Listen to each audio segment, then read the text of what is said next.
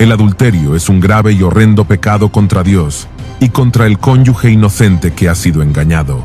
La vergüenza y la deshonra de ese pecado permanecen con el culpable para toda la vida.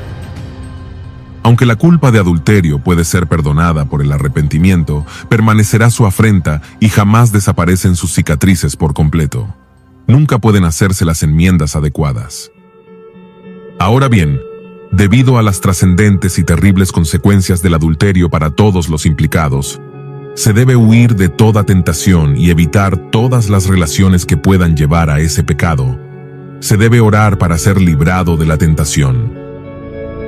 Es importante tener en cuenta que si se ignora el mandamiento de Dios y se continúa cometiendo adulterio, llegará un día en que será juzgado por él. Vamos a leer la epístola a los Hebreos, específicamente el capítulo 13, versículo 4.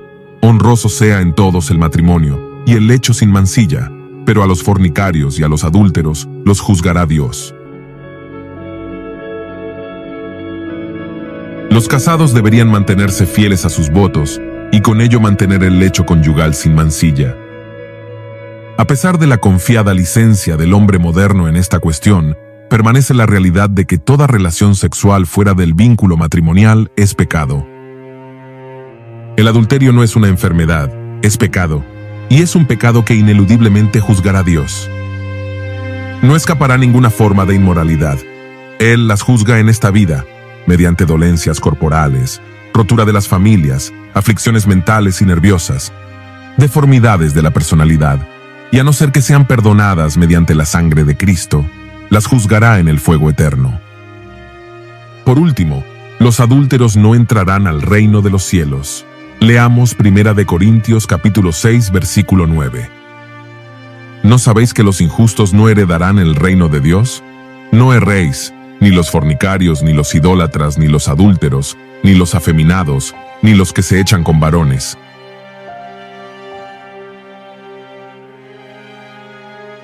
Estimado oyente, es importante mantener su matrimonio en santidad y temor de Dios.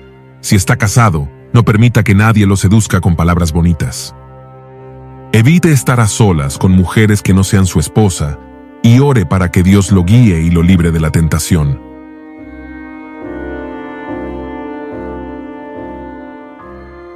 Número 2. La fornicación.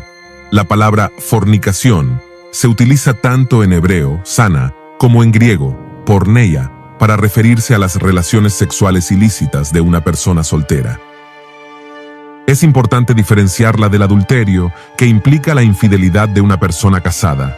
Pablo extendió el uso del término griego para fornicación y llegó a cubrir toda actividad sexual pecaminosa.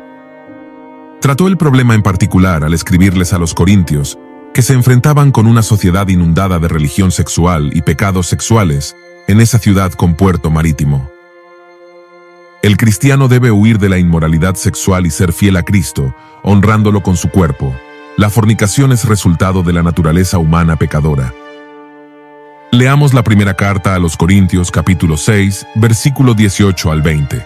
Huid de la fornicación. Cualquier otro pecado que el hombre cometa está fuera del cuerpo. Mas el que fornica, contra su propio cuerpo peca. ¿O ignoráis que vuestro cuerpo es templo del Espíritu Santo, el cual está en vosotros, el cual tenéis de Dios, y que no sois vuestros? Porque habéis sido comprados por precio. Glorificad, pues, a Dios en vuestro cuerpo y en vuestro espíritu, los cuales son de Dios. Muchos pensadores griegos razonaban que las relaciones sexuales fuera del matrimonio estaban bien en tanto no controlaran a la persona. Los cínicos más vulgares incluso liberaban públicamente sus pasiones sexuales. La ley romana permitía la prostitución y prohibía la fornicación solo si ambas partes eran de nacimiento aristócrata. La respuesta de Pablo muestra su dominio maestro de la cultura de sus lectores y su capacidad para comunicar la verdad bíblica en forma relevante. Y así el apóstol advierte a los corintios con estas palabras: huid de la fornicación. No han de juguetear con ella, trivializarla, estudiarla o siquiera hablar de ella. Han de huir de ella. Una hermosa ilustración bíblica de esto se encuentra en el relato de José cuando fue tentado a pecar por la mujer de Potifar, pero él huyó.